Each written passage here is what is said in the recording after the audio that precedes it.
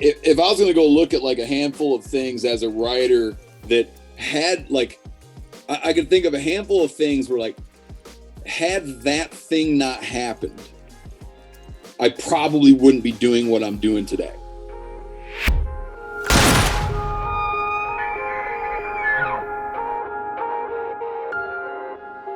All right, what is up, everybody, and welcome back to the Vortex Nation podcast, and welcome back Stephen Rinella, author, host of MeatEater, the TV show, host of the MeatEater podcast, and all sorts of other great things going on. Steve, so happy to have you here. What's going on, man? Thanks for having me on, man. I really appreciate it, and I always good to catch up with you, and you know, I don't know how much transparency you like for your listeners, but we just had a fun little chat. Oh, yeah. Preamble chat. I truly enjoyed it. We like all the transparency here. Yeah, we did family vacation and just got back from that. And things are great, man. Been very, very busy and using my Vortex optics all the time, packing them up right now for I'm not taking them ice fishing, Mark. When I get back from ice fishing, I'm taking them down to Mexico to hunt Coues deer. Nice, man. Nice. That'll be. And I'm going down optics heavy, dude. That is the only way to do that. I will be carrying five Vortex items: rangefinder, 2 binos, 1 spot and scope, and a rifle scope. We've probably talked 5, right? Yeah. Oh yeah, the math works for me. Glass heavy, my friend. Yeah, you're like a shirt, pants, boots, and a suitcase of optics. Dude, we probably talked about this before, but that is the most optics intensive. I've only done it in Arizona, but like, I've done nothing else that's more optics intensive. Yeah, and not because I work for Vortex. It's one of my most favorite hunts. I love just looking for those little things. Sure. It's it really is. You know, people always talk about like, oh, we sat in one place in glass all day. But when you think about it, a lot of times you're like, yeah, that's not really true. But doing that, like, you really can sit in one, like a good spot. You can sit in one day. And the thing is, you'll find deer and, you know, late in the day, right? You'll find deer. You're like, and it doesn't make sense that you didn't see it earlier. Yeah. Yeah, you're like, I've looked at that spot 500 times, and now there's a deer standing there. Yeah, or it's like, there it is, and there's 50 yards of opening around it, and you didn't see it till that moment. It like, you know, I often wonder like what it would have been like pre-optics, right? Hunting Coues deer. You probably would have just kind of wandered around trying to jump them up, kick them up, get a crack at them, you know, I'm sure, or wait on water or whatever. But man, it's I love it. I love it. I like the looking aspect of it, how surprising it is, how every time you get one, you walk up and you're like, oh wow, that thing is really small. I know. They already and it's for some reason, at least I find, they don't look that small when you're looking at them, or when you're shooting at them. Because you're from, like me, you're a dude from the Midwest. And you have in your head how big a deer is, right? Yeah. So in your head, like a big buck, right? Sound like you know, Wisconsin, big box, right? Like a big buck is you know, could be 200 pounds, 180 pounds, 200 pounds. So when you see it, you're like, oh, there's that thing that I know, and that's what it is. And then you go up and it's half that easily size. Yeah. Every time I've seen someone walk up to a moose, people are always like, holy cow, is that thing big? Every time someone walks up to a Coues deer, they're like, wow, is that thing small?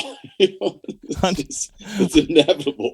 100%, man. You know, and I guess like in some ways too, like the scale of them, like everything about them is just scaled down. So like proportionally, they're set up the same. But then, man, like you said, you walk up and you're like, holy man, well, I guess I'll put it in my backpack. Let's go.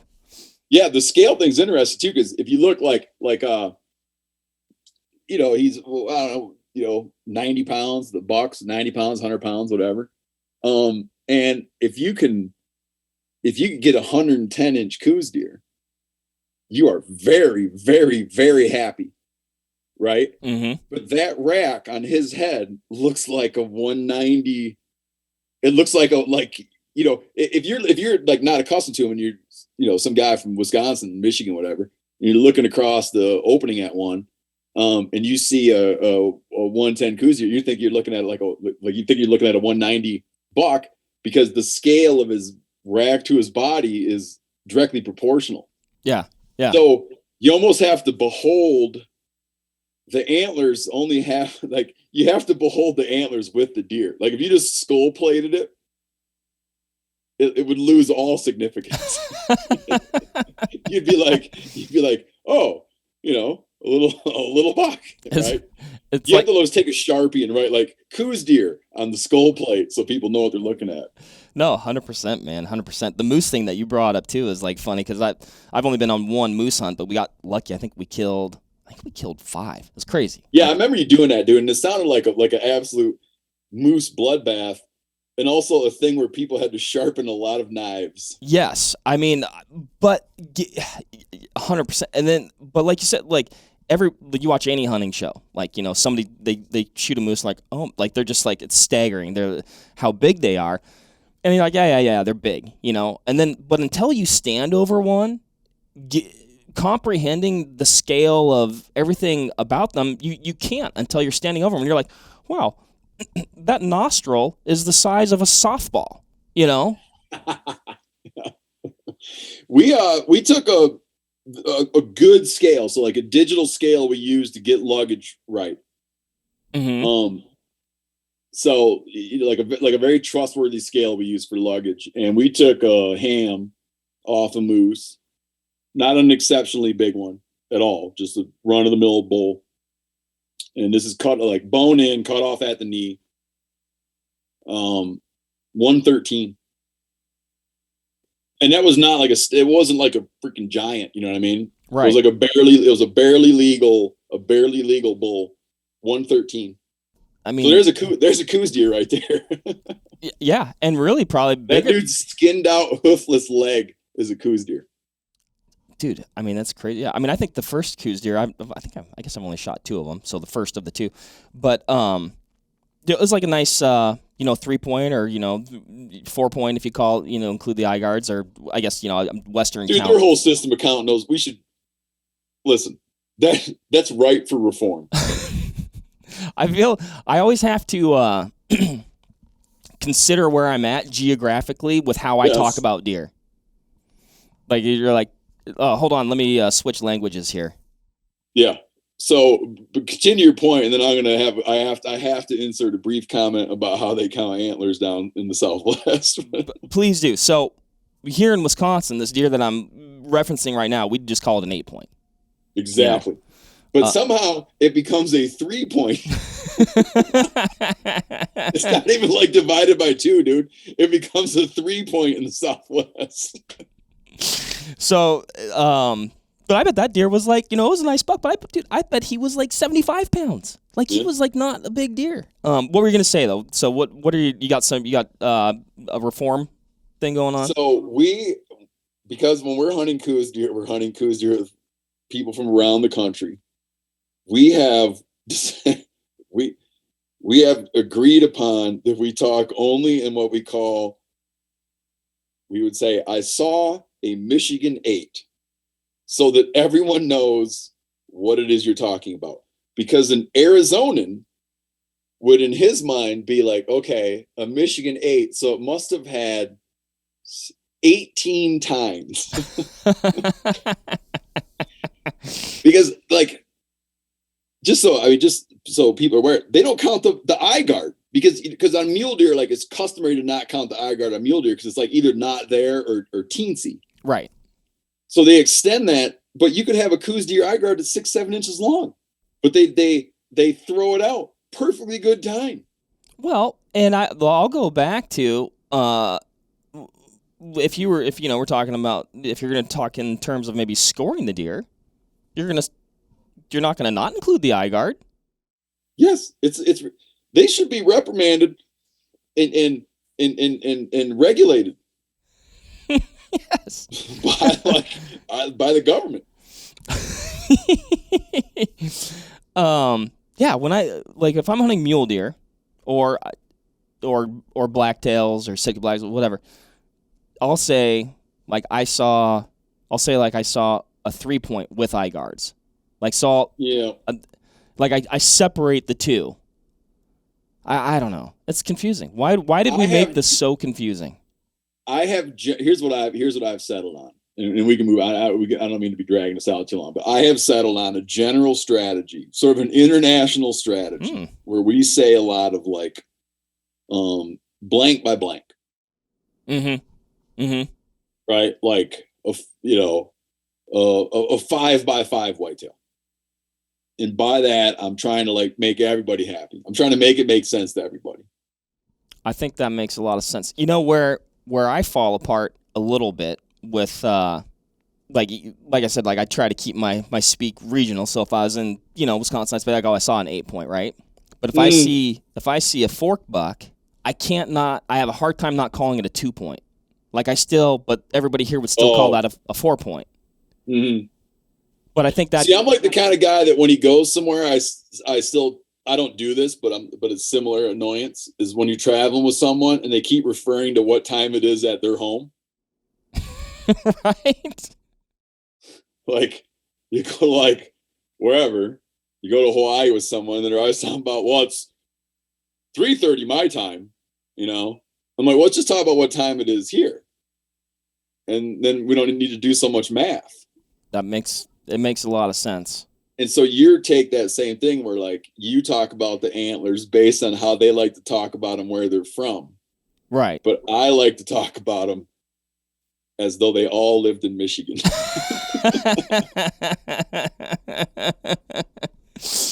All right. I'm sorry, man.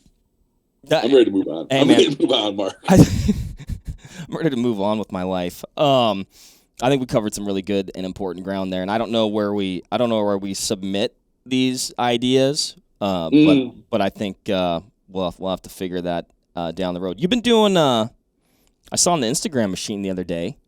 You've been doing a little bit of trapping. Yeah, just a small amount. We do a little bit every winter.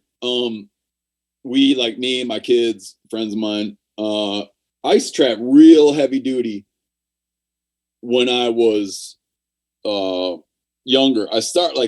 We started. I had brothers that were year and a half older than me, and then a year and a half again. So we started catching muskrats when we were 10. And I think the first year we trapped muskrats back then, this was in 1984. When I was 10 years old, we caught 21 muskrats that year, I remember. Wow. And they were like valuable back then, I mean, this is $1984 and we got, $6, $5-6 a piece for those muskrats. Dude, that's big time. Yeah, it was cool. It was like better than mowing lawns. By the time I was up into 18, 19, 20, I was trying real hard to, I wanted to become a professional trapper. In my first 2 years of college, I went to community college, all night classes. So I graduated high school in 92, 93 and 94. I did all night classes at the local community college. My tuition was like $600 a semester. And just try to like live my aspiration of going full time. But fur prices were getting lower and lower and lower, coming off these like astronomical highs of the late 70s, early 80s. And it just became untenable. It was just impossible, Yeah. To pull off. And then, I kind of went into whatever I went into. But now I like to, we like to dabble in it. I don't sell anything, but we use it for stuff and get a lot of hats made, like fur hats, wintertime hats and mittens made for friends and family. When I was a little kid, I always dreamed of trapping like a far north trap line for marten, So the last couple of years, last year I set out to try to catch a marten. Got a couple this year. And the fur products from marten are marketed as sable, and it wasn't that long ago. They were worth, $250. Wow. Yeah, back around like 2013 and 2017, things spiked up and marten jumped way up. Right now they're, with COVID and various other factors, oil prices haven't taken a dip Uh, they're very low. The countries that drive the fur markets are South Korea, China, Russia. Mm-hmm. Fur prices are low right now. But like I said, I'm not doing it to sell it. But this year we caught some coyotes, martins. We just fleshed and stretched 3 skunks. Whew. I got various stuff, and I've had some stuff made for my wife out of it. But I'm also just trying to get a collection. I'd like to have a collection of all the North American fur bearers. That'd be cool. Which I think would be pretty sweet, man. Yeah. And it's something I like to expose my kids to.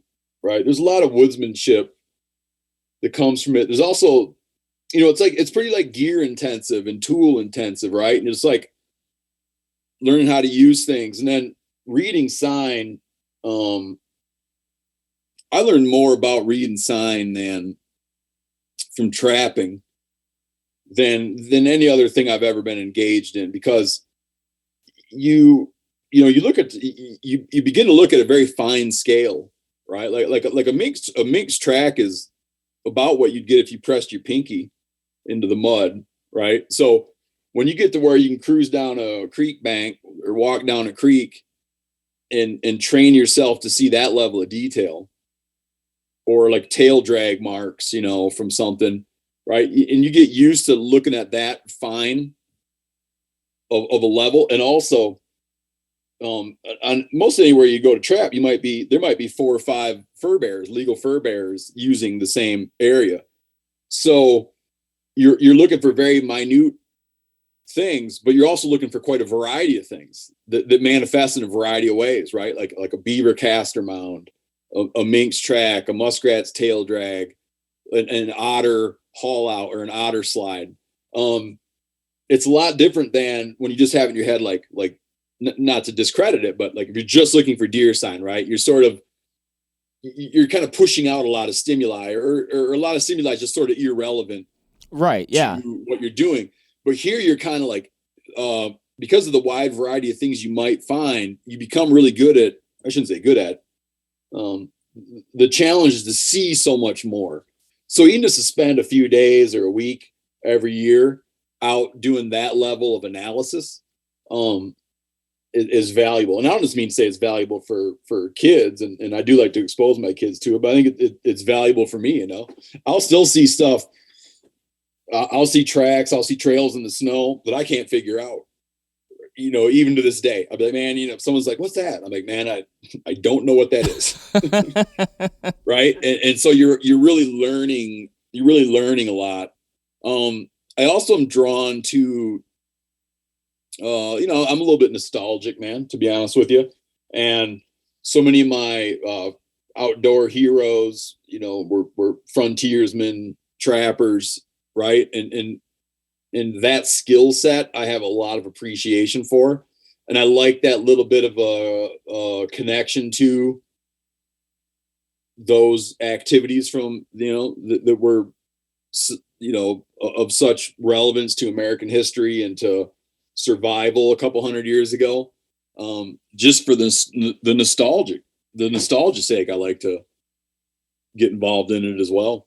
Yeah, for sure. No, and you bring up some super interesting stuff there. As far as like my whole life, I've heard, man, you want to talk to someone who's a good outdoorsman or can read sign or whatever, talk to a trapper, because they know what's up. And hearing you describe it in that way paints. I've done very, very little trapping, but kind of paints the why behind that statement. Like you said, I'm primarily a big game hunter, so like you said, you can focus on a deer track or an elk track or something like that, but you're also able to block out all the noise, right? Like, yep. You're looking for this one singular thing. Not that the other things don't matter, but you're able to focus, right? Where what you're describing is like, no, man, like I'm taking it all in. Like you like you said, you might be after 4 things, but like at that level of detail, like you said, like it's not like you're looking for an elk track, damn near half your boot track. It's like very subtle things. So that's really cool. You kind of, I haven't done it yet. I say yet because hopefully this year is the year, but trapping is definitely something that I've been wanting to get into. And I think, definitely when you came out here that one year and we're trapping Oh beavers, yeah. I was like, dude, that is like, it was just so cool to me and like foreign. And I think I share some of the things with you as far as like, the history, the nostalgia, reading like, Kit Carson, Trailblazer and Scout when I was a kid, things like that. And then also like almost not a responsibility, but like as an outdoorsman, like some of those types of activities, like they just seem like they're getting a little bit lost. And it's like, man, like somebody's got to carry, at least for me, probably what little knowledge on or show my kids. I don't know. I just, it's something I'm very interested in doing a little bit more of. And I don't know, man. Yeah, it just seems super cool. It's a good time right now to do a little dabbling because fur prices are low right now. Mm-hmm. So there's a lot of stuff that's just like that commercial guys, a lot of commercial guys that might normally be real active, Mm-hmm. just can't justify the chase right now. Yeah. Right. And so they're not running as much. When I was growing up, man, it was like we'd be out setting that, the strike of midnight opening day on stuff we knew that other guys were going to hit, for muskrats and whatnot. And right now, because prices are low, if you're just trying to test the waters a little bit and learn how to make a couple sets, there's a lot more fur out there that no one's after. Mm-hmm. And when it comes to like beaver, muskrat, things that can do some property damage, there's probably a higher likelihood that there are people out there who would love to get someone in on their place to remove some muskrats, remove some beavers. Those are kind of the big ones for crop damage. A lot of times you'll get people to have a pretty antagonistic attitude toward raccoons and coyotes as well. And because you don't have a lot of guys beating the door down who are doing from commercial pursuit, you can kind of get in right now and get enough ground to make a few sets and learn a few things. At least that's what I'm finding right now. At other times when it might be like a highly competitive atmosphere. Yeah, that's an interesting way to look at it too, which I hadn't. But yeah, I mean, like I know very few people that do any trapping, and the ones that I do know, they're not really doing it on any sort of like grand scale or commercially or something like that. Like you said, it's kind of like recreational. I dabble, like I want to get to know the craft, or I enjoy the craft, and it's more of like a hobbyist thing than anything else. But those guys are always out there waiting in the wings, though, dude. Like when whatever happens, and it happens now and then, like something in the global economic sphere will switch and prices shoot up. They're ready. They got the gear in the garage and they're ready to roll, man. And it's kind of funny the degree to which it can that people are ready to spring into action and go out, because like what cooler way to go make some money, man, than like being like in Jim Bridger's business. I just like that is like, hey, the fur prices go up. Like, where did these guys come from? Oh, they're there right now. They're watching football, but they're there. They're when the time is right, just biding their time. When the time is right, they will strike. I got thinking about it even heavier this year. I was out archery deer hunting, and I was checking out a piece of public here in good old Wisco, and I was going down this creek, had like a really interesting access, and I thought I'd found the mother of all water crossings. I'm like, oh my gosh, this trail is absolutely pounded. I'm like, set up here. And I looked over. I'm like, oh, wait a minute. There's 3 chopped down trees right there, and beaver slide, yeah. But like, man, all along this creek, like, I mean, it was like beaver slide, beaver slide, beaver slide. And I'm like, man, this might be a good little beaver spot, man. I'm gonna have to. It kind of like lit the fire. Like, I better go finally get my trapper's ed degree from the state and go do that. Oh man, it's great. And sending your hides off once you get them fleshed and stretched, it's not that expensive. I mean, you don't want to send 100 beavers off to the tanner, but it's just not an expensive thing, Mm-hmm. I don't know what it is. Once you get one fleshed and stretched, I mean, you get the thing tanned for $25. Yeah, then you get like a really cool freaking hat made for less than $100. Yeah. And then somebody says, hey, cool hat, man. You go, well, let me tell you about it. Yep. People like, how many things had to die to make your hat? You'd be like, I can tell you exactly. 7.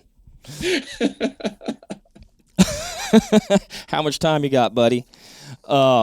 I do. So we were talking about, you said you got into trapping when you're 10, right? Which to me, that's like, I mean, that's even like a fairly introduction to the outdoors. So is that just something that was just ingrained in your family life, was doing outdoor stuff, or like were you just? My dad was not a trapper. Very, very avid hunter, very avid angler. He had, like so many men, he had gotten interested in hunting. Particularly had a lot of enthusiasm after World War II. He fought in World War II. Had me when he was pretty old. And those guys came back like they had a lot of wanderlust. They knew how to camp. He just got really into it. He was a very early adopter into bow hunting. Started hunting with a bow in the late 40s, early 50s. Wow, that is a lot of areas there weren't archery seasons back then. He was involved in that. He was with this group called Chicago Bowmen, and they would like these different archery groups would be aggressively petitioning their states to create an archery season. A lot of people were slow to adopt it. Very similar to conversations today around crossbow seasons, right? Like, they're gonna, ruin this and ruin that. They wound everything. Whatever, all the things, right? And he was involved in that kind of stuff, and so definitely grew up around bow hunting.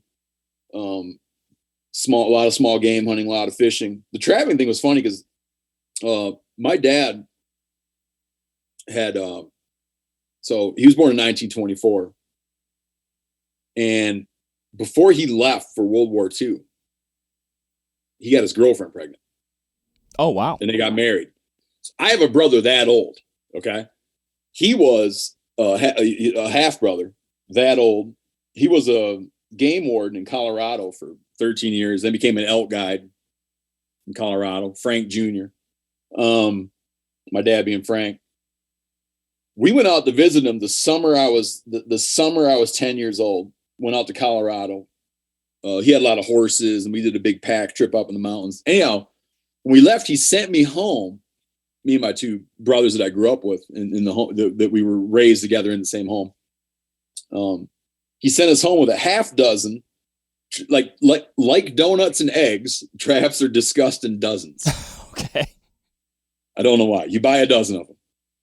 He gave us a half dozen Victor #1 single long spring traps. And that became the basis of our trap arsenal. And then my dad got out a yellow notepad and created a little business ledger and backed us on enough money to buy, I can't remember, we bought 6 or a full dozen Northwoods #110 conibears. And we had to sell furs and pay off our debts, And that was, and then we had to learn how to use it. And there was a taxidermist. For whatever reason, taxidermists trap a lot. There was a taxidermist named Mike Heiner that he's got a mountain goat right now of mine. He kind of showed us how they work, right? And showed us how to set them. And we just started figuring it out. It was probably one of the first things that, like catching muskrats, was probably one of the, not even probably, was the first thing that we just went and figured out, Mm-hmm. And we're looking at outdoor pursuits, hunting, fishing, whatever. I put a hell of a lot of value on being able to pioneer something, figure something out, right?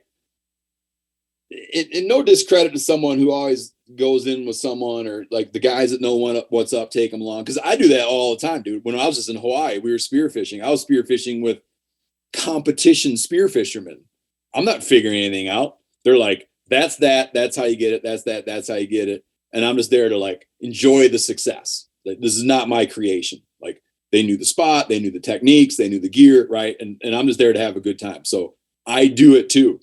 However, I do things have an even greater value to me when it's a thing that you figure out.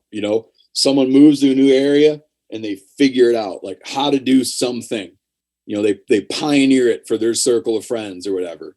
And that was a good lesson in that. That was probably, like, looking back, not only just occurring to me right now, definitely the first thing we ever went and just had to, like, figure it out.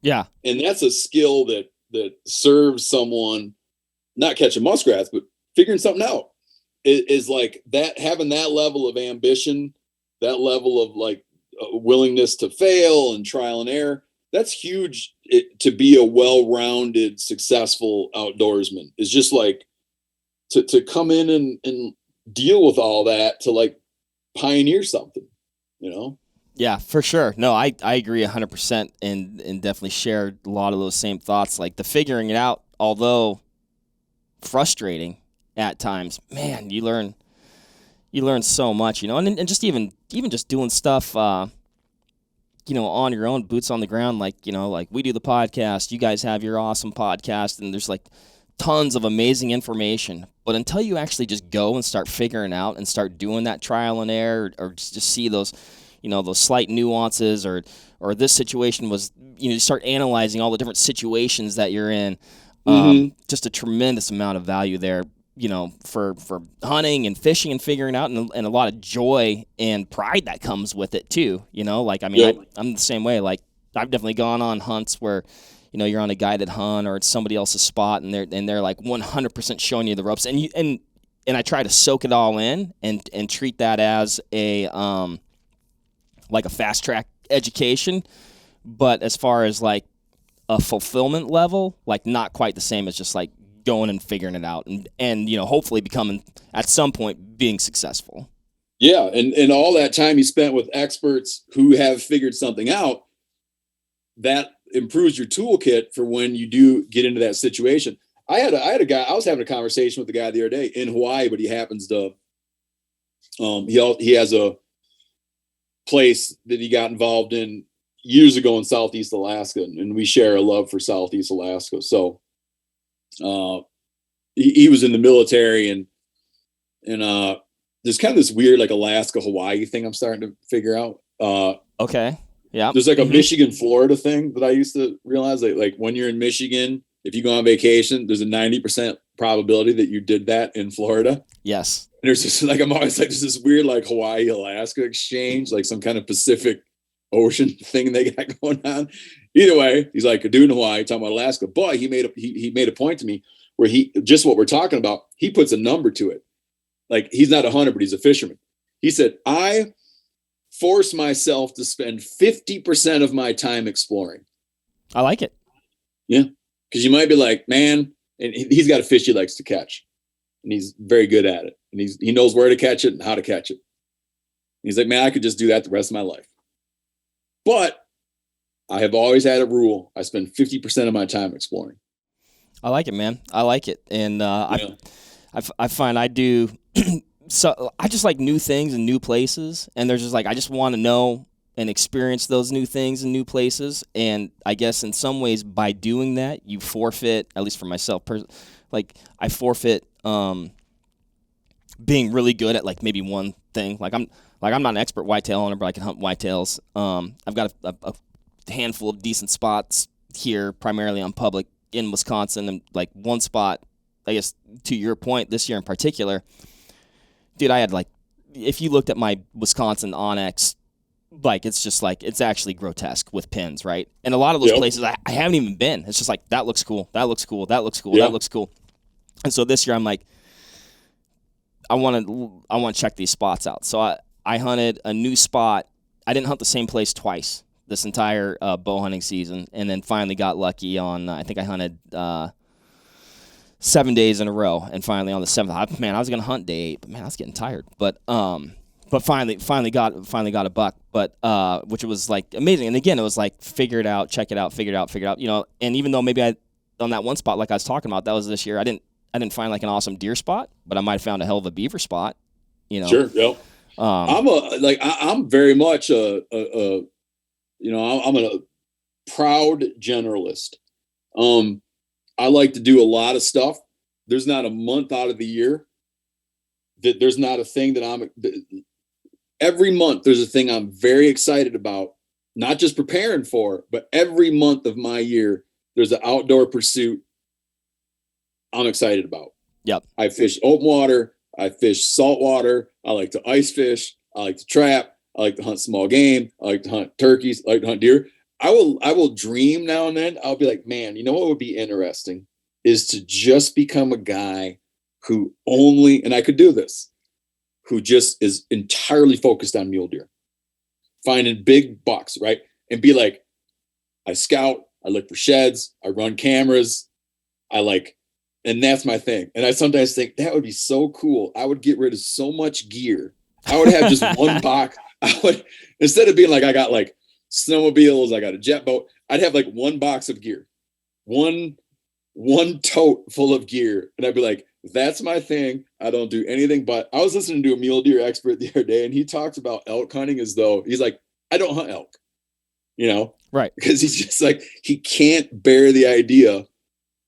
A day spent hunting elk is a day that he could have spent looking for mule deer bucks. Right. And I love a big mule deer buck more than anything on the planet, man.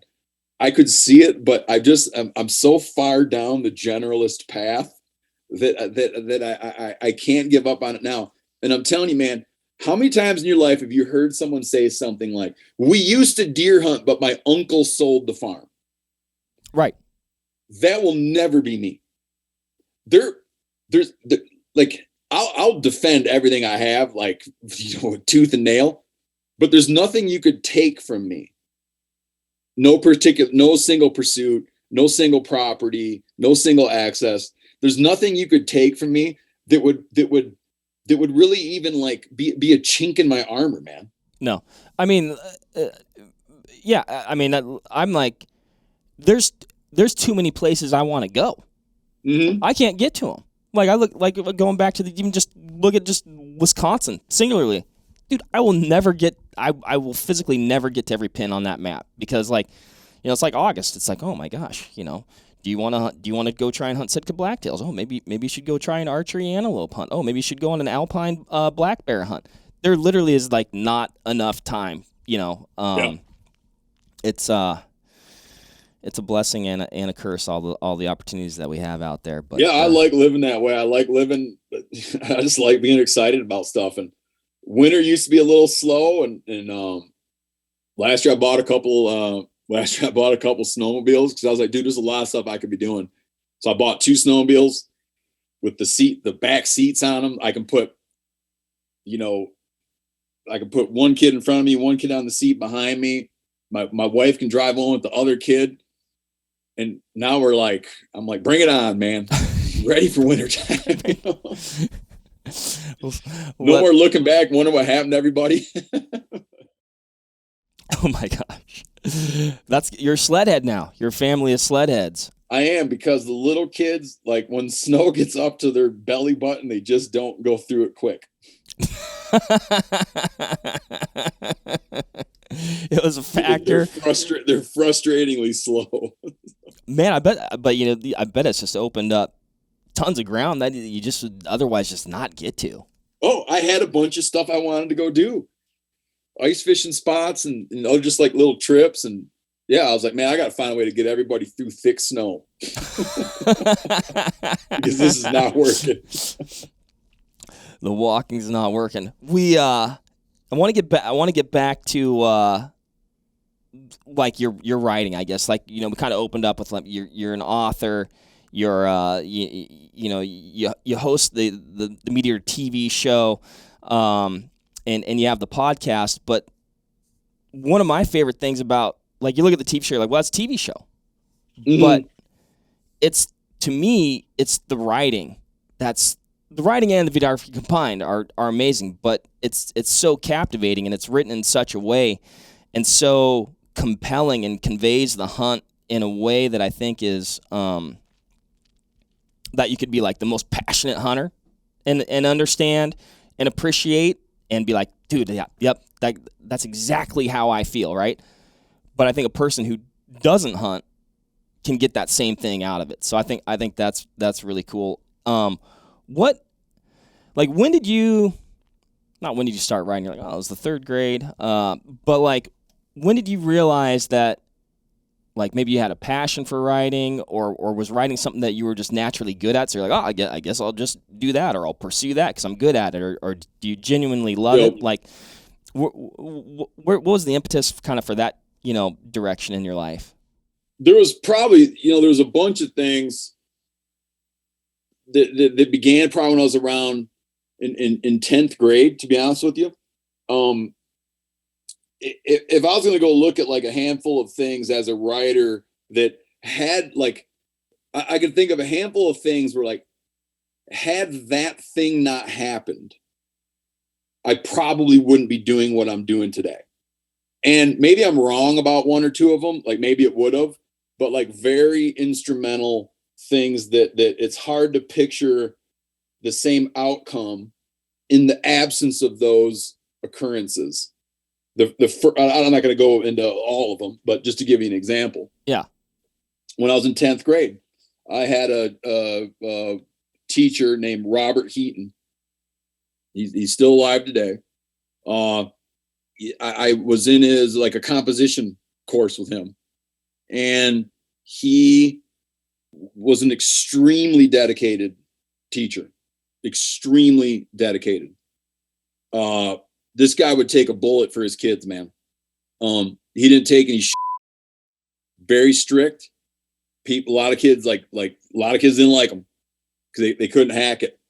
But he, in his composition class, he really encouraged people to write about what they knew. Okay. Mm-hmm. And you got all these, and I understand, like, I'm not an expert on education, but you have like the works that everybody's supposed to read, and you're supposed to write all these certain things. He did what he was supposed to do. Like he followed the rules, but he put a lot of personal time and effort within that to give people room to like work their passions into what they did. And I remember in his class, like 4 composition class, I remember writing a piece about fishing bluegills on Wolverine Lake. I remember writing a piece about how to catch a red fox, like a process description, how to catch a red fox, and he really pushed that. And then also submitted a thing I wrote to like a writing contest. And I don't know what was in my head, but I actually said I didn't want him to. I don't know what I was thinking, but he did. And I won a second place in some writing contest for the thing he submitted my work toward. And I got to go to this, they had this little award ceremony. I remember the kid that won got like $250. And I got a thesaurus, right? And $250 was a lot of money back then. And I was kind of bummed. And I remember Mr. Heaton, he was there. He took me to the thing, and him saying, sure, she got $250, but he said there's $1 million worth of words in that book, and that was kind of like his attitude, right? And from that point, from that age, whatever the hell age you are when you're in 10th grade, 16. Yeah, because I caught my first fox when I was 16. So from that point, I had it in my head that it was a thing that was open to me, and that I had some talent for. And when you think about talent, you always look like what's sort of there and what needs to be cultivated. I don't know. I might not have actually had talent. I don't know. It might have been that at that age, just someone telling you that you do that the right kind of encouragement is 90%. Like maybe 10% in your brain and 90% is to what degree do people celebrate that and make that seem valuable, and to what degree are people dismissive of it, or don't have an applied value to it. I could think of something very similar in my own household. It's like a joke among my friends how little I know about organized sports, right? If I make a football reference, it inevitably involves like the 1980 Bears, like I'm talking about like Fridge Perry, right? Like I don't know anything about football. I was just about to say, hey, remember Refrigerator Perry? So it's like a little bit of a joke. Now, one of my kids could have potentially, I honestly don't think they do. Like I'm pretty sure they don't. But let's say one of my kids had like outstanding athletic potential. It would, in my household, with what we do, it would probably go missed. Yeah. So there's like a little bit of a, there's this kind of like luck of the draw. And for whatever reason, my dad, he was a big outdoorsman. He really had a lot of respect for the written word, had a lot of respect for communication, and especially had a lot of respect for communication if you were communicating about the outdoors. So there was never any family pressure. When you hear people like, oh, my dad wanted me to go into the family business, or they wanted me to be a doctor, wanted me to be a lawyer, I never had like none of that. When it came to when it came to like being a writer, doing what I'm doing, or doing TV, anything like that. Even though my dad didn't live long enough to see me going to TV, so let's just stick to the writing thing. But my mother certainly did. I had people from day one who were like, "That's the coolest thing in the world if you can pull that off." Right. Mm-hmm. And this, I guess, this is like somewhat of a lesson for parents out there. And it's hard to hold up, but they were right, because that wound up happening. And you realize that without someone like Mr. Heaton, without like that encouragement from my parents, I could have easily have gotten off on some other track. And I had distractions, man. I've talked about this before, but I was real hot on joining the military. And my dad, who was a veteran, was the one that didn't want me to join the military. And that would have been a very different path for me, right? So you make these like lefts and rights throughout life, but when I really think about and look back on it, that was probably, I'm sitting here talking to you today, probably because of those things that happened in those years. Yep. Well, I can tell you, I think you definitely put that thesaurus to good use, because I think you know every word in it, because when I listen to the podcast a lot and have heard you speak before, and probably about 3 times per episode, I'm like, well, I'm gonna have to look that one up. well, I'm gonna get my own. If you listen closely, you'll hear us spend a lot of time debating what words mean. I was looking up. It was yesterday. I was thinking about how I was going to intro it, and actually I didn't even intro it, how I was planning on doing. But I was going to describe you as a consummate outdoorsman. But I was like, well, I was concerned about the spelling, if it was the same or different than consummate. Oh, yeah. So I'd looked at consummate or the soup broth, right? And see, I didn't even know that one. We're going to consummate the relationship, right? So I had it on my computer screen, and Eric comes over. He's like, "Dude, what the hell are you looking up?" I'm like, "Look, it has 2 meanings. I'm looking at this meaning right now. It's listed right here." And he's like, "Well, you do what you want."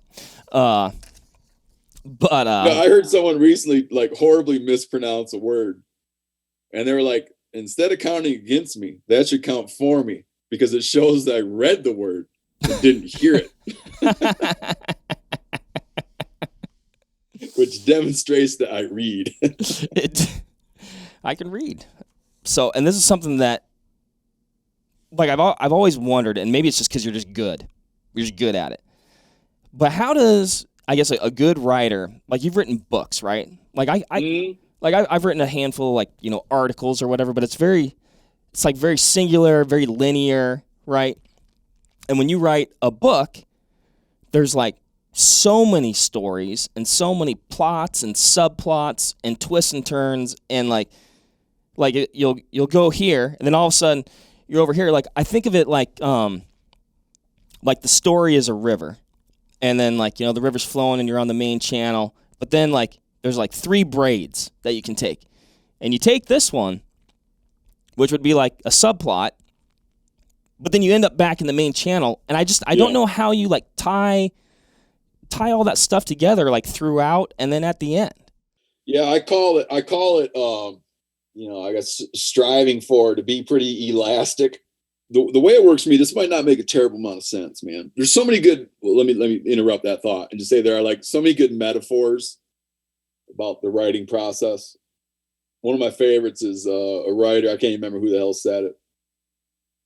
Something to the effect of, it's like driving your car at night, where you can only see as far as the headlights, right? You drive for hours and hours and hours. You can never see more than just what's in the headlights. but you eventually get where you're going. And I feel a little bit like a long writing project is a little like that. You're just looking out a sentence, and then you keep doing them and you arrive somewhere. But I think that to speak totally writerly about it, and anytime someone starts talking about writing process, it sounds like pretentious and like self-important. But it's very important to me that everything I'm writing is actually interesting to me. A lot of writers great writers, they do assignments from their editors. And that's a tremendous service that people do for society. The editor assigns a thing and a writer goes out and they do it. I don't do that well. It's hard for me to pretend to be interested in something I'm not interested in. So I've always had to focus on what's interesting to me. And eventually got to the position where I could just do that. I could focus on what's interesting to me and not pretend to be interested in stuff I'm not interested in. I also have a thing where like that, that's the first check for me. So if I'm writing something, I'm always dealing in things that are interesting. And when I think about things, I tend to go down little rabbit holes. And when I write about stuff, I tend to go down little rabbit holes, or I'll see a thing and it reminds me of something that probably most people wouldn't be reminded of if they looked at it. Instead of throwing it out, I'll try to really ask myself, why does looking at this is not a true one, but let's just say, why does looking at that mountain peak remind me of my second girlfriend, or a breakup, I'd be like, okay, I could just ignore that, or I could really find out like what it is about it. And finding out what it is about it lets me go down all these different paths of things I'm interested in. So like my favorite book that I wrote, like the one that if you're going to like throw one into my, when they go to cremate me, if you're going to throw a copy of one of my books in there with me to have it mingled with my ashes, I'd want like my book, American Buffalo, in there. And the reason I like the book is there's everything about that animal being interesting to me. And it led down a million paths. Like it led into pop culture. It led into rock and roll. It led into American history. It led into physiology. It led into like contemporary politics. Right? It went every direction. Went every direction. So from the band Buffalo Springfield to like the current superintendent of Yellowstone National Park, and it allowed me to like explore all of these little things. And part of the job then is to show people that it's not just like random willy-nilly garbage I'm throwing at them, but it's part of this sort of like complex, really kind of funny, interesting web of coincidences and linked things. And so instead of struggling to find a way to put everything I'm interested into something in a way that might baffle people, I try to make it seem like, well, of course that's all in there. Right? It's all sort of like logically connected if you're willing to look at it in this kind of elastic way. And that's been a thing that I've tried to do, but I can't say that without pointing this out. That book, American Buffalo, which is 10 years old now, when I turned it into my publisher, they made me cut 100 pages out of it. So there is everything is a collaboration, right? Yeah. I pulled 100 pages out of that book, man. There's 100 pages of stuff that I thought was interesting that they're like, you can't have a whole chapter on how buffalo drown a lot. Well, I say can this be 2 or 3 pages of your favorite parts about how they really have a problem with drowning? That's a significant amount of pages, though. Oh, it was 270 pages when it was all said and done. And it was at a point, it was 370. Are we ever going to see the extended version, the editor's cut, or You know, to be no? I honest with guess you, no. Mark, The editor's cut it. I don't know. Whatever you would call it. no, I did it myself. And to be honest with you, I would love to. I don't know.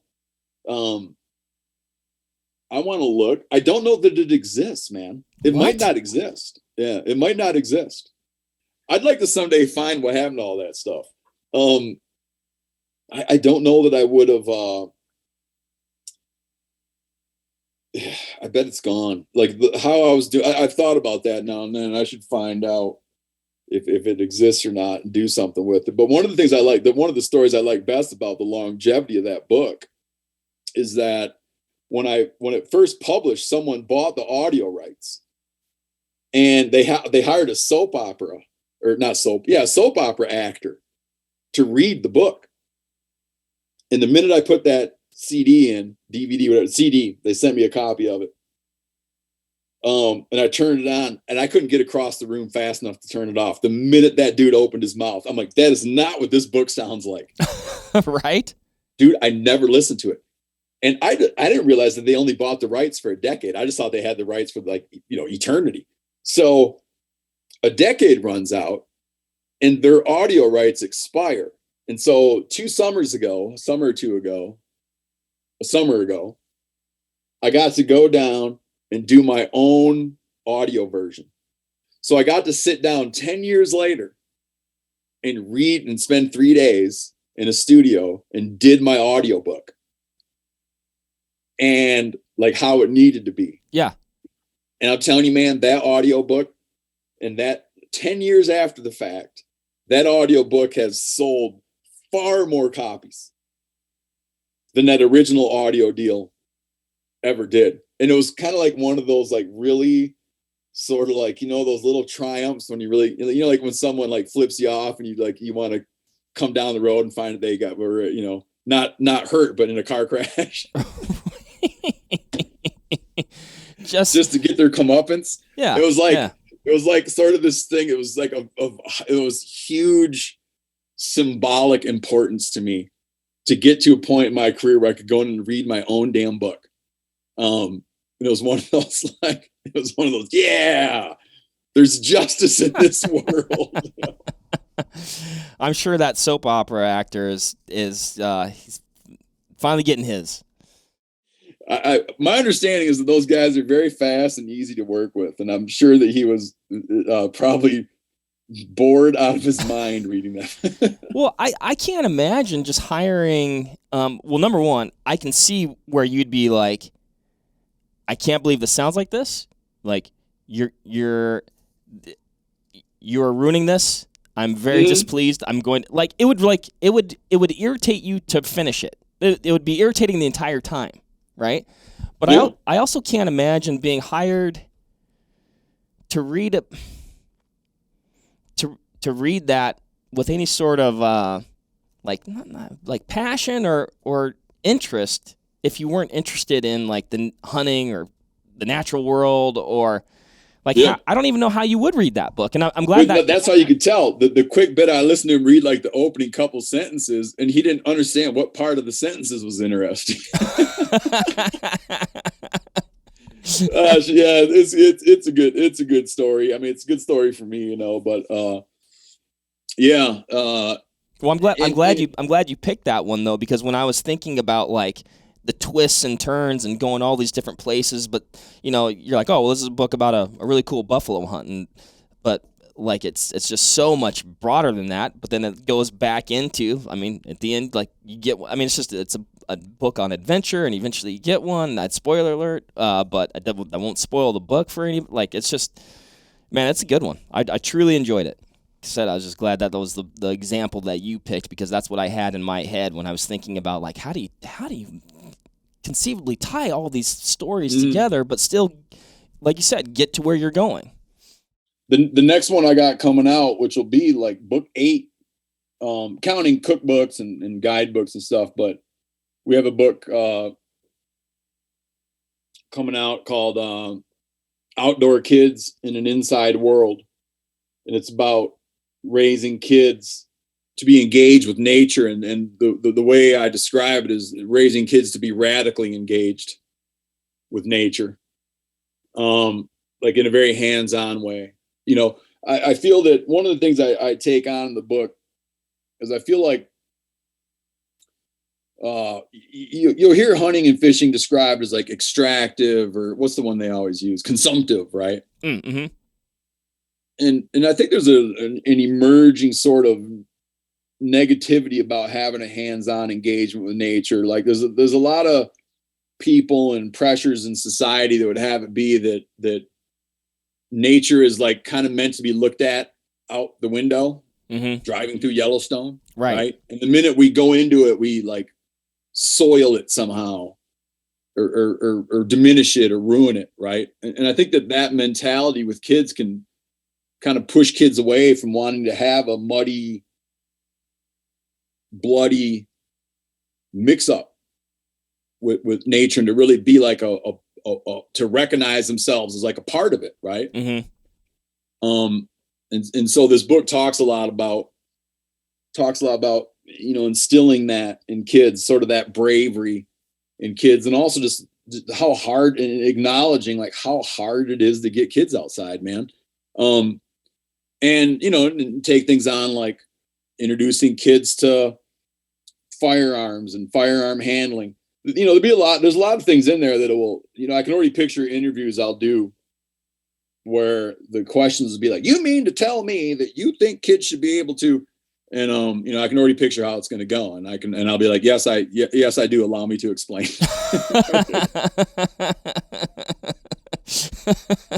You mean to tell me? Oh man, that's so important though, and I think for a lot of people, and I think it's because a lack of experience, or lack of knowledge, or even lack of awareness that you can go have these types of experiences like outside of a park, or you can encounter wildlife like outside of a park, or enjoy a or some sort of hunting or fishing pursuit. Like I know most people know that exists, but I also know a lot of people that their one experience with wildlife might be that trip to Yellowstone Park. And to me, like, even though I'm a big fan of the park system, I think there are these amazing treasures, but I also feel like that's a very different experience than outside the park, and I wonder if because of that, some people, they're like, well, how could you go hunt deer, or how could you go hunt elk? Where if my only experience with a deer or an elk was in Yellowstone, like,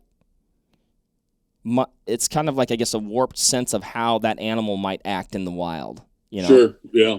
But there's another aspect of it. Like, I'm not sitting here trying to hack on going to parks. My kids have been to Yellowstone. It's not that, but it's like, if you want to raise a kid like engaged, if you want to raise kids to be engaged with nature, and all the lessons about permanence and impermanence, and just like to toughness, resilience, right? How many days are you going to go to the park, to a national park every year? A week, 2 weeks, right? If you live nearby, maybe you spend like, a few weekends a year in a big, showcase national park. That leaves a hell of a lot of weeks where they're not getting that, We got to think now, like, I mean, grown-ups are spending, just on average in America, and kids aren't that much different. People are spending 90% of their lives indoors, waking hours. So the remedy, like a remedy for that is to find like consistent, steady ways to have people be engaged outside. If that's of value to you. And I point that out because that, like, it's an important part of this book is I have 3 kids. I found particularly when they were younger, I was having a problem because there was a lifestyle I wanted to show them, and it mattered to me, but it was so hard. It's so hard, right? It's hard to get everybody out for a bike ride, to get everybody out camping when you got like a 2-year-old, a 4-year-old, and a 6-year-old is intimidating to the point where it's pretty tempting to just be like, never mind. Absolutely. Right? And so it's not even trying to, it's not like I'm not you know, the book's not available yet, but in the book, I'm not trying to say like, you hate the outdoors, but you should really love it. That's not my perspective at all. It's like, if you recognize that this is a thing that's important, here's some things you might want to keep in mind. But and that's one thing that I wanted to talk with you about too, is like you have a family, you got 3 kids, right? Busy schedule, right? And then, I would imagine that there's even some hunts that are maybe like personal hunts that you're like, man, this is just a meaningful hunt for me. I don't know how many opportunities nowadays you get to hunt without the camera, but hopefully it's some, because I think that definitely can change the dynamic of the hunt. But sure.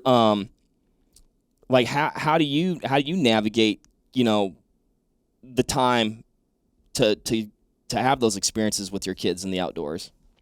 Yeah, I don't let opportunities pass me by, man. One of my biggest, if I was going to like lay out my problems in life, I'm not going to get heavy on you here, Mark, but if I was going to lay out my problems in life, it'll be like, I travel a lot, right? Yep. And I love what I do. And, I love that ability. The people that would need to suffer that most would be my kids, because when I'm gone, I'm gone. Mm-hmm. But when I'm home, man. And we don't miss opportunities. Do you know what I mean? And a big part of it came from me. Maybe if I wasn't gone a lot traveling, I might have developed a more passive attitude to just let a weekend go by and not have a lot going on and not have a lot planned, because I'm always home anyways. Maybe it was that little bit of guilt that fueled me, but it made it that like I keep the action coming. And like there are, when you're trying to plan something, like an outing, whatever, there are always a bunch of reasons to bail on it. And I am tenacious and making it rain, dude, when it needs to. You know what I mean? Like I just will not.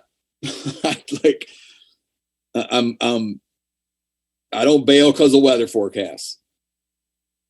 Do you know what I'm saying? Like when I got it laid out, like we're gonna do it, and we live pretty.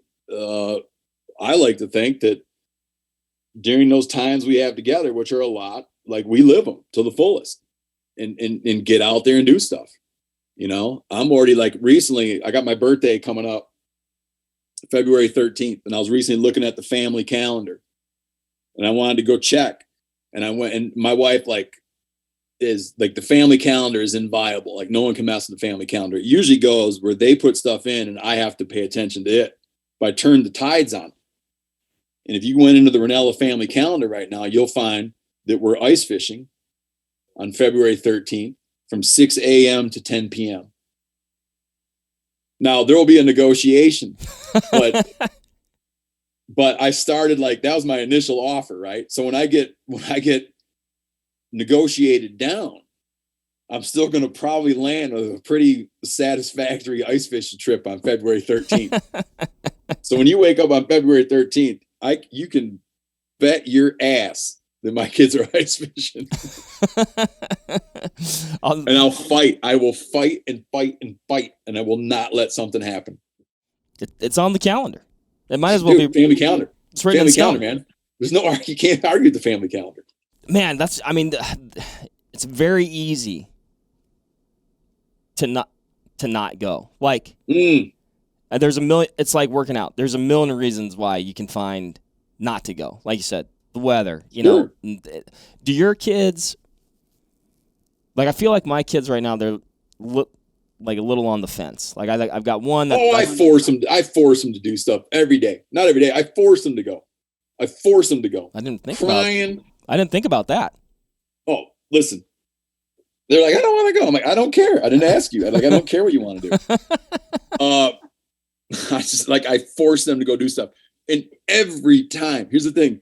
Every time they have a good time. They're glad they went. It's getting them out the door, because so-and-so down the road asked them to come over and play. I'm like, listen, that's not what's going to happen. we're going to go. We camp all the time in the summertime. Every single time. There's something that annoys me that someone says about how they don't want to go. And we're like, you're going. Get in the car. There's no getting out of this. Sunday night, they're bummed to go home. Yep. I don't care. Like, I'm not going to push it so far. The other day I had my daughter out. We were out setting some marten traps on the snowmobiles, and her toes were cold, like right off the bat. I told her they're cold. And I'm like, I'll push this for a while, but I'm not going to push it so hard that you really, really get turned off. Right. But you're going to damn sure know how to do something with cold toes. This is not, you're not going to avoid this for the rest of your life. This could all backfire, but I was made to do stuff. I would wake up in the morning when I was a kid, hoping the weather would be bad so we didn't have to go hunting, because if the family went hunting and I didn't go, I felt guilty. Right. I'd get a guilty conscience to not go. And so I would hope that the weather would be bad so no one went, so I didn't have to feel guilty and I could stay home. But it didn't backfire on me. But man, even if let's say my daughter does what she threatens to do, which she wants to move. She's 9, but she's like, I'm going to move to LA because she likes all the palm trees. Let's say she does. When she's 20 years old, 18, she moves to LA. That's fine. That's great. But she'll move to LA knowing how to do something with cold toes and knowing how to shoot and knowing how to go along with something and get stung on the face a bunch of times by hornets. It's like, I don't need her to want to do all this for the rest of her life. I hope she does, but I don't have any control over what she's going to do as an adult anyways. Right. So I'm going to expose her to discomfort and expose her to the outdoors and expose her to the fact that sometimes no ducks come. And if she don't like it, like right now at her age, it's like tough. I like that. I'm going to write that down. Force them. Well, I mean, do they line up to wash dishes? Nope. It's like, there's all kinds of stuff that we make kids do. My kids don't want to go down and when they got to go down to the doctor, they don't want to go. Right. No, man. Like, there's some things I'm just like, I don't care what you want, man. I don't care what you want for dinner. I don't care what you want to do on Saturday. I mean, that's what I've run into. Like, you know, we do a fair bit of fishing. We haven't really dove into the hunting that much. We went for pheasants one time on a little piece of public by the house. And like the one memory that my older daughter carries away from it is that the sticks are pokey. Like, I'm like, hey, sure, you know, maybe we should do something. Like, all she remembers is that those pokey sticks, and she didn't like. I'm like, God, did I just was that it? Was that my shot? And I just ruined it, you know. But I think to what you're saying, like, you know, you just gotta stay after it and be a little bit disciplined about it. You know, there's two schools of thought. There's a school of thought that like, oh, I don't want to push it because what if it turns them off? Right. So I'll just wait till they naturally come to it. But I'm like, okay, what if they never come to it? The other school of thought is I'll push it too hard and turn them off. Mm-hmm. And I'm like, well, if you turn them off, pushing too hard and turn it off, what's the worst case? Did they never get into it? You didn't know that they were going to get into it anyways. Yeah. If you're just waiting for them to come to it naturally. Yeah, I've thought about the whole thing, man. Check back with me in 10 years. There's a very good chance that in 10 years, I'll be like, dude, I did it all wrong. Another funny thing is people say to me, like, what if your kids don't like to hunt as much as you do? I always say, not many people do. Nope. It's so true, you know. But I think, like, whether any of your kids, which I'm pretty sure they'll probably stick. Like, if I was gonna bet, you know, I would bet that they stick with it. But like, even if they didn't, like you said, you've provided these experiences where, like, yeah, you know that you can be uncomfortable and you're going to be okay. You can face adversity. You're going to be okay. You can face disappointment, you know, when the ducks don't come. You're going to be okay. You know, things don't always work out in your favor every time. You're fine, you know. Yep. But when they do work out and you worked hard for it, it's awfully sweet. And I think there's so many lessons, very important lessons to be learned there. And I mean, I wasn't joking. Like I'm gonna implement a little bit more forcing because it's challenging. You know, my girls, we have a neighborhood. They have a good group of friends.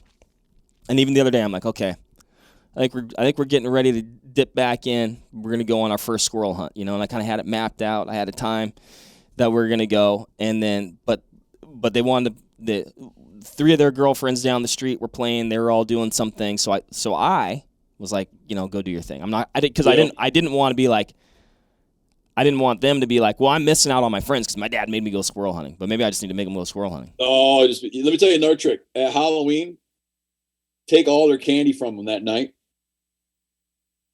And then they get the candy when they're out messing around with dad. Oh. Dude, I keep all that candy in my truck. A reward system. Yeah. And I don't give it to them right off the bat. But I'm like, listen, a mile down this trail, we're going to all have some Halloween candy. You don't want to give it to them right off the bat. Yeah, when my girls get Halloween candy, I like your system better because I generally find myself in the deer stand the next day or so, and then I'm eating it myself. Yes. Well, I hope my kids aren't listening because there's a thing called the switch witch. The way the switch witch works is after the kids go out and get a bunch of candy, they can make a deal where they trade their candy for a toy. Okay. And the switch witch comes. She's like of the same spirit as the Easter Bunny and Santa, like that kind of person. The switch witch does, takes all that candy and leaves like some little toy. And this is a way you can just get it out of their hands so that they're not running around eating all that junk food all the time. You can do that. Like ours are getting old enough now where the switch witch thing isn't working anymore. But when they're real little, you can do that. Then it can and then when they're really young, they don't put together how all of a sudden in your truck, you have a bag of candy that is remarkably similar in makeup to the candy that they got. It used to crack when our kids were like 2, like the switch witch would come, they'd get like a stuffed animal, good deal, candy's gone. 2 days later, I have a large bag of candy. And they would never be like, oh, wait a minute. That bag of candy is conspicuously similar to the one in size and composition to what I had the other night in my trick-or-treat bag. Dad, it's still in the same pillowcase. No, I move it into gallon-sized Ziploc. That's what throws them off. But yeah, my stuff wasn't in a gallon-sized Ziploc. Really throws them off the scent. We've been talking about kids a lot, which I mean, obviously, if you have kids, definitely a big part of your life. Particularly like when you take their candy. Your kids, which I think is good, actually. You don't put them on social media. And my wife and I haven't done that either. I mean, like, I figure at some point they will be, but like, I don't need to do it. I don't know. Yeah, mine is, it's weird. It's a discussion that my wife and I had many years ago. And what we didn't want to do is we didn't want to have all the gray areas. We're sort of like just looking for like, what's our personal rule? And my social media stuff is public facing. Her social media stuff is private, right? Our kids are all over her social media stuff, which is available to friends, family, extended friends, like anyone that she lets into her thing. Gotcha. But for public facing stuff, on my stuff, like, we don't show their faces, man. And it might be, I'll show the back of their head, no problem. We'll even make a joke where they're holding the fish up in front of their face. And it's like, we just made a rule. We don't show their faces. Yeah. And you could point out all kinds of hypocrisies and be like, oh yeah, bought you this and bought you that. But I don't really care.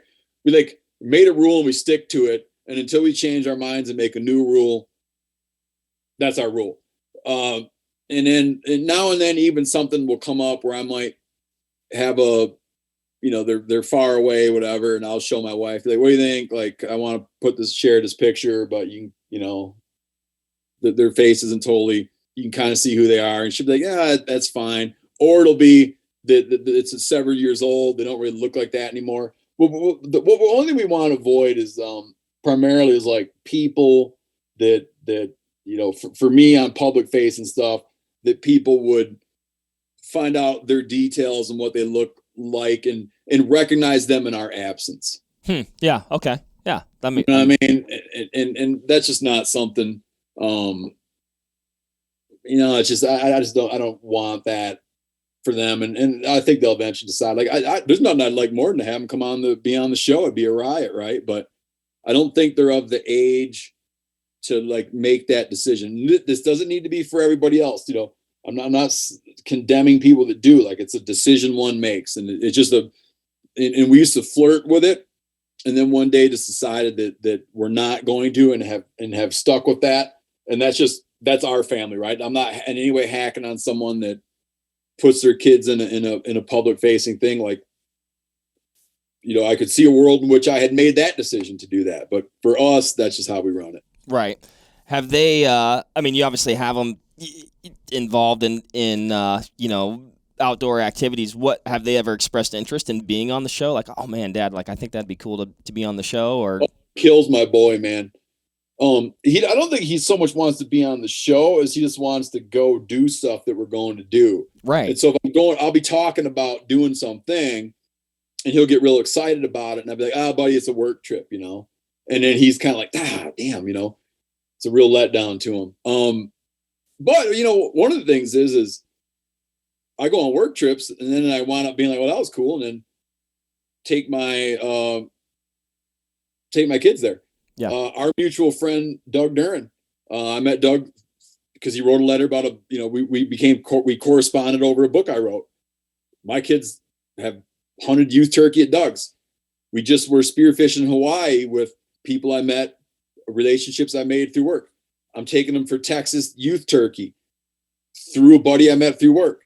So there's a way that one serves the other. They're not like these like siloed existences, Mm-hmm. There's ways in which that there's certain benefits that come from it. And good hunting and fishing opportunities that come their way through my work stuff. My personal, as you can imagine, and I know yours is as well. My personal life and my work life there's no line between them. Mm-hmm. And I know with you too, like so many of your friends you hang out with, right? When you go out in the woods, even if you're out hunting on your own, you're using your own products. You're socializing with people, right? You and I are friendly. We originally met through work. Like it's when you have kids, they get sort of rolled up into that same blurriness as well. Yep, for sure. No, yeah, that makes perfect sense. What man, I know we're going long here. We've known each other for a long time, Steve, right? Even like pre MeatEater, type stuff even, right? What about it's been really cool to watch MeatEater grow and evolve over time. And the other fun part is I see some parallels in some ways with what you guys have done with kind of how Vortex has grown over time, because I feel like we kind of met at sort of like a pivotal time in both those processes. I mean, you guys, started off with the show on Sportsman Channel, and now it's on Netflix, and then you have the podcast, but then now you have Mark's podcast, you got Remy's podcast. I mean, there's so many arms and amazing people at MeatEater.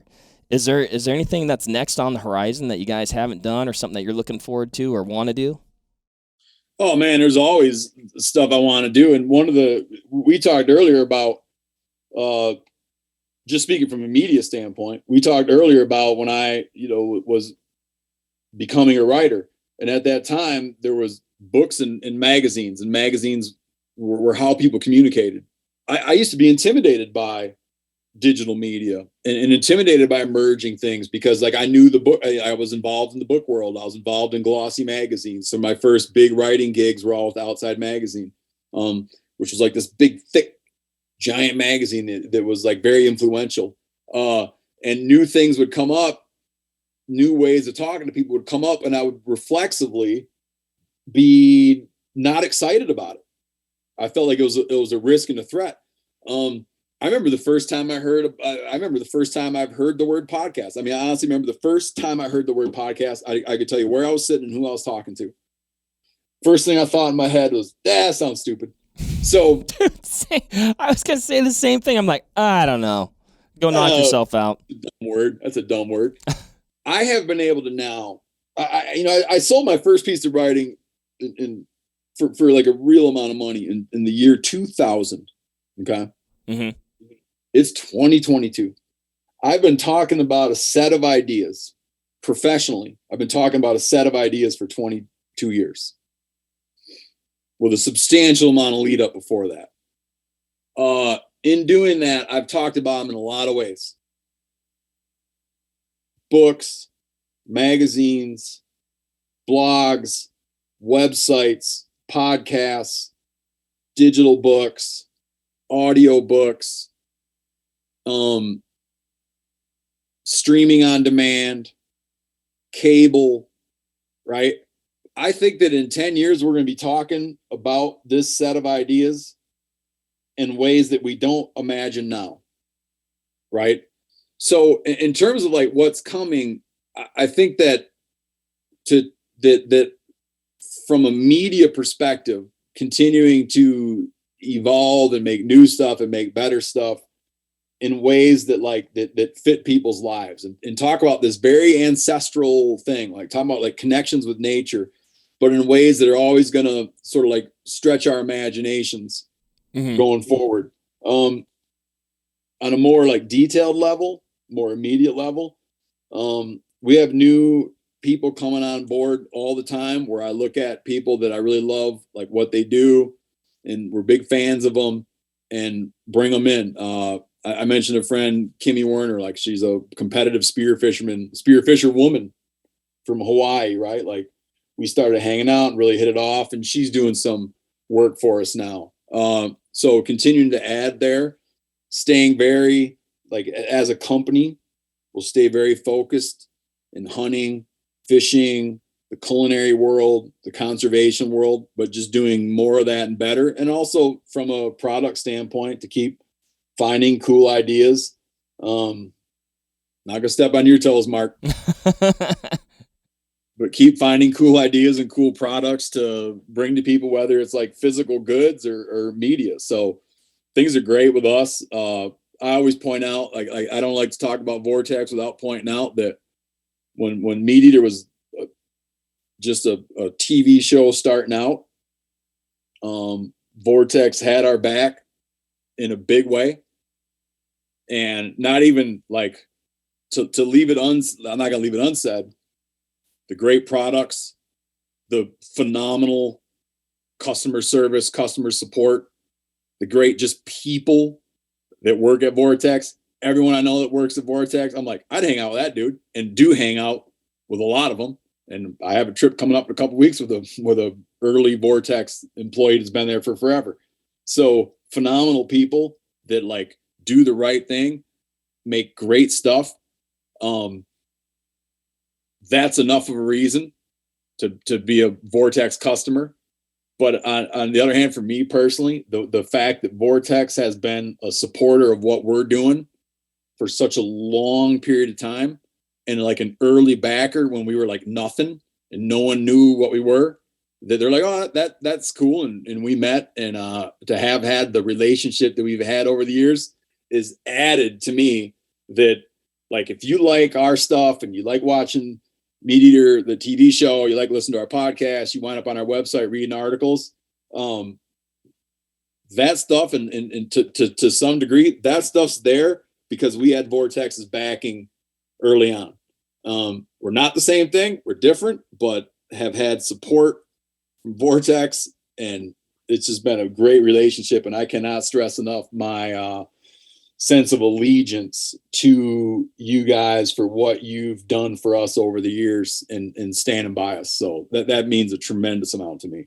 Well, Steve, I'll respond with, I mean, we sincerely appreciate you guys, you know, you personally, all the great people at MeatEater, all the great work that you guys do. The kind words that you just said there is just like, for lack of a better, like right back at you, right? Because what you guys have done in the space has been pivotal. I think it's been revolutionary. I think you've changed the minds of, not changed the minds, but I think you've made even lifelong hunters maybe look at hunting a little bit differently, or maybe just kind of examine the